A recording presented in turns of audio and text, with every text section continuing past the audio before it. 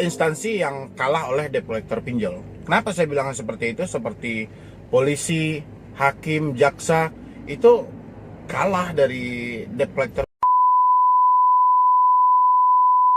Jadi untuk video kali ini itu seperti judul yang saya bikinkan, yaitu 3 instansi yang kalah oleh debt collector pinjol. Kenapa saya bilang seperti itu? Seperti polisi, hakim, jaksa itu kalah dari debt collector pinjol, ya.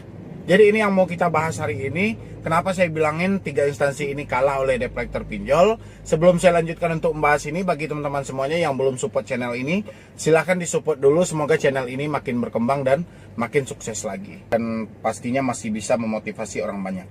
Oke, kenapa saya bilangin 3 instansi ini kalah oleh debt collector kayak polisi, kejaksaan, pengadilan, ya? Karena saya perhatikan dari awal, mungkin ya, dari awal saya nge-YouTube, banyaknya orang yang curhat ke nomor saya gitu. Saya perhatikan di situ begitu enteng gitu loh, seorang debt collector ini menerapkan pasal kayak 372, 378, langsung memvonis orang itu maling, penipu.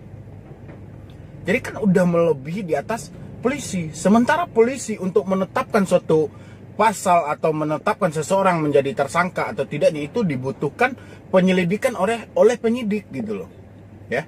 Tidak bisa asal-asalan seperti itu, tidak bisa. Tapi debt collector itu bisa dia memvonis 372 udah tepat, 378 udah tepat gitu loh, ya. Begitu juga dari jaksa ketika dilimpahkan berkas oleh polisi, ya kan, dilimpahkan ke kejaksaan, itu mereka akan mempertimbangkan kembali, mereka akan membaca lagi, memahami lagi. Kalau memang ada yang kurang, berkas ini tidak akan dinaikkan ke pengadilan, bahkan dilimpahkan kembali ke kepolisian, ya. Kekurangan satu bukti atau kekurangan beberapa data ataupun apalah yang dirasa oleh jaksa ini tidak terlalu akurat gitu loh, ya. Hakim juga seperti itu, menimbang untuk menjatuhkan suatu vonis terhadap seseorang gitu ya. Itu mereka juga mempelajari, memberikan seadil-adilnya gitu loh, ya. Memahami segalanya, benar nggak memenuhi unsur. Ketika telah dilakukan penyidikan oleh polisi dan dituntut oleh jaksa, nanti hakim memutuskan, banyak pertimbangan yang harus dilalui gitu loh, ya. Tapi ini debt collector melebihi dari 3 instansi itu. Makanya saya bilang debt collector ini melebihi dari polisi, jaksa, dan hakim. Kalau memang debt collector udah bisa memutuskan pidana untuk seseorang, buat apa polisi, buat apa jaksa lagi, buat apa hakim lagi, sementara debt collector sudah bisa gitu loh, ya. Makanya karena kebanyakan gitu loh, kebanyakan dia menentukan pasalnya sendiri. Oke, dia kopas kan, oke kopas, tapi seakan mereka memutuskan udah tepat dengan putusan dia itu, ya. Makanya saya bilangin, polisi aja untuk menjatuhkan seseorang jadi tersangka itu dari pihak penyidik itu melakukan penyidikan yang begitu detail gitu loh. Layak atau tidaknya seseorang ini dilanjutkan prosesnya nanti sampai berkasnya ini dilimpahkan ke kejaksaan.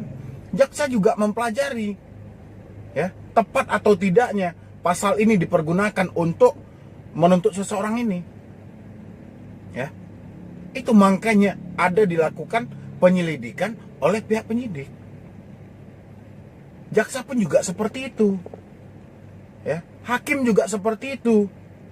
Tapi debt collector tidak seperti itu, langsung vonis tap, langsung 372, 378 udah tepat gitu loh, ya. Debiturnya langsung ketakutan, wah iya benar nih saya jadi penipu nih segala macam. Sekarang coba timbang dulu, memenuhi unsur apa tidak.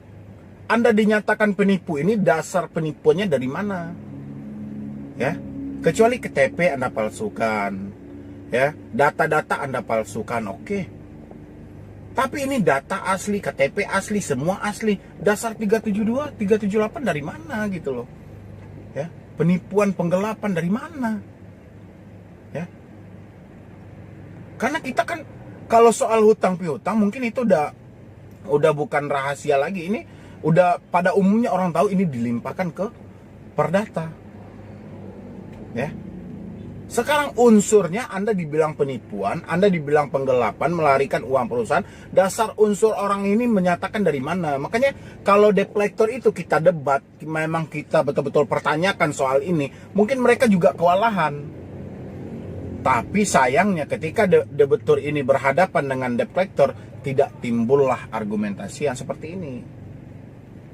Ya, dia langsung ketakutan karena rasa bersalah yang terlalu tinggi, rasa pokoknya penyesalan, sehingga tidak muncul gitu loh. Ya, coba Anda perhatikan lagi, coba Anda maknai lagi. Sejauh ini berapa orang yang diancam yang seperti itu gitu loh. Ya. Makanya itu cuman ancaman mereka aja, tidak semudah itu. Kan saya bilang polisi aja menetapkan seseorang jadi tersangka, itu bukannya gampang. Ya, mencari alat buktinya, mencari saksinya, bertanya kepada yang bersangkutan gimana, itu pasti akan ada dialog-dialog segala macamnya gitu loh. Ya. Banyak dalam BAP itu mungkin harus detail gitu loh. Polisi itu bertanya, cari lagi barang bukti, cari ini benar atau tidak, cocok apa tidak diterapkan dengan pasal segini. Ya.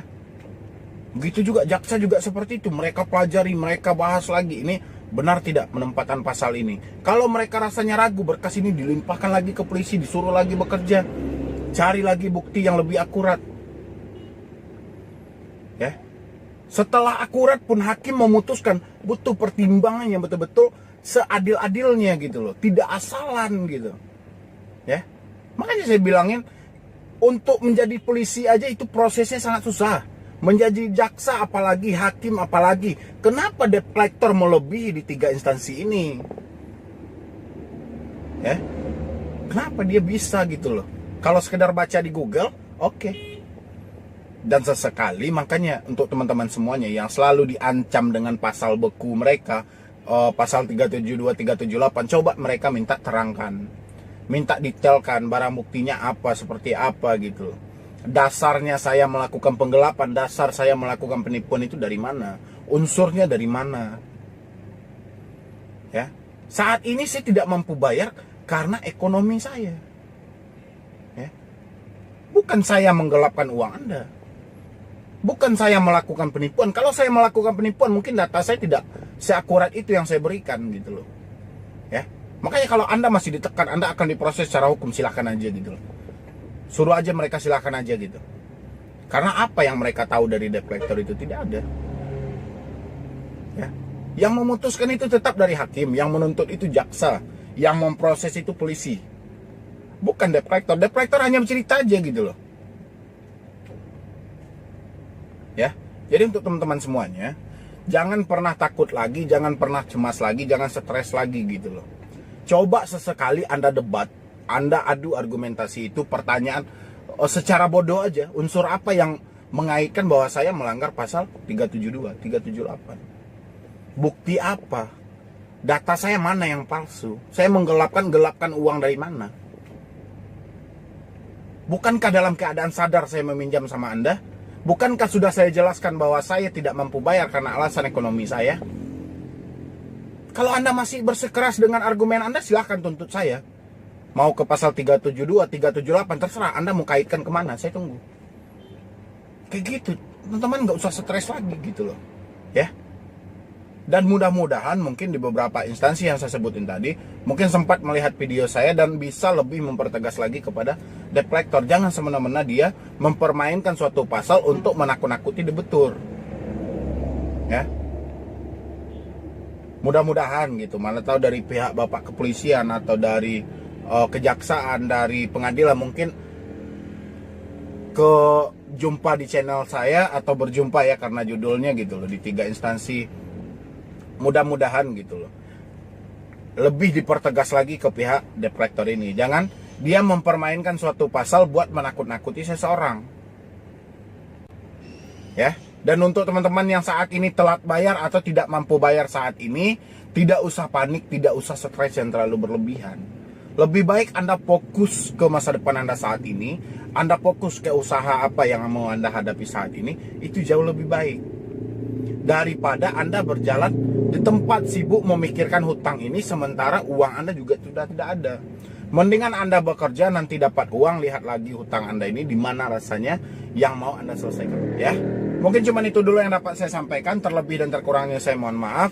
Nanti untuk teman-teman semuanya yang mau konsultasi atau diskusi sama saya, bisa lihat nomor saya di link skripsi juga bisa gitu. Ya. Pokoknya untuk teman-teman semuanya yang belum support channel ini, silahkan disupport dulu. Semoga saya makin semangat lagi, makin bisa lagi memotivasi Anda, khususnya untuk pembangunan mental Anda yang lebih baik lagi.